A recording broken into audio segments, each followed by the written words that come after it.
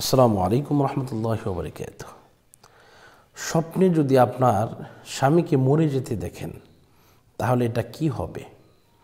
আপনার স্বামীর এটা মঙ্গলজনক নাকি অমঙ্গলজনক, এটা অনেকেই জানতে চাচ্ছেন। তো আপনাদেরকে বলি, আপনার স্বামীকে যদি মরতে দেখেন এটা কোন পর্যায়ে দেখছেন, এটা কিছু ভাগ রয়েছে। কারণ স্বপ্ন হচ্ছে দুই প্রকার, একটি আল্লাহর পক্ষ থেকে আসে, আরেকটি হচ্ছে শয়তানের পক্ষ থেকে স্বপ্ন দেখানো হয়। এজন্য আল্লাহর পক্ষ থেকে যেটা আসে সেটা অবশ্যই আপনার জন্য একটি কি বলে তথ্য। আপনি কিভাবে চলছেন, কিভাবে আপনি মডিফাই হবেন, কিভাবে আপনার জীবনকে সুন্দর করবেন, সেটা কিন্তু ম্যাটার করে। এজন্য আপনার স্বামীকে যদি কয়েকটি অবস্থায় দেখেন, যেমন মরে গেছে, সে কি পানিতে পড়ে মরছে নাকি স্থল অবস্থায় মরছে, এই বিষয়টা আপনাকে আগে ক্লিয়ার করতে হবে।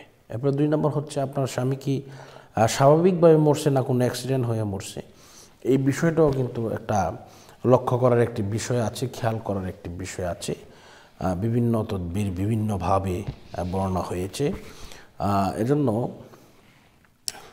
আমাদেরকে বুঝতে হবে, যদি আপনি আতঙ্কমূলক স্বপ্ন দেখেন তখন আপনি অবশ্যই বাম দিকে 3 বার থুতু নিক্ষেপ করবেন।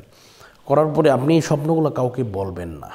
আপনার যদি এরকম দেখেন যে মারা গেছে, তাহলে বুঝতে হবে আপনার স্বামীর হায়াত আল্লাহ পাক বৃদ্ধি করে দিয়েছেন।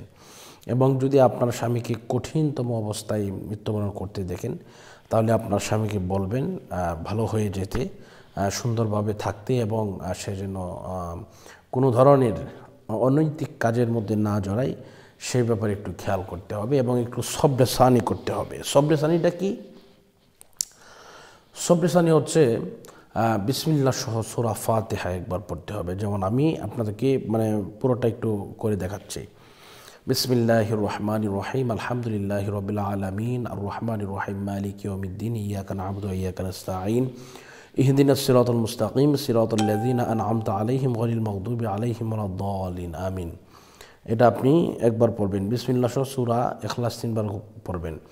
বিসমিল্লাহির রহমানির রহিম, কুল হুয়াল্লাহু আহাদ, আল্লাহুস সামাদ, লাম ইয়ালিদ ওয়া লাম ইউলাদ ওয়া লাম ইয়াকুল লাহু কুফুয়ান আহাদ। বিসমিল্লাহির রহমানির রহিম, কুল হুয়াল্লাহু আহাদ, আল্লাহুস সামাদ, লাম ইয়ালিদ ওয়া লাম ইউলাদ ওয়া লাম ইয়াকুল লাহু কুফুয়ান আহাদ।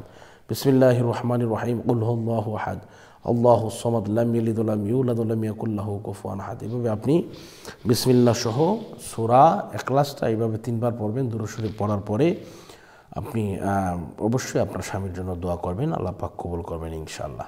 তো আজকের মতো এই পর্যন্তই। সকলের সুস্বাস্থ্য এবং দীর্ঘায়ু কামনা করছি। এই মুহূর্তে বিদায় নিচ্ছি। আসসালামু আলাইকুম রহমতুল্লাহি ওয়া বারাকাতুহু।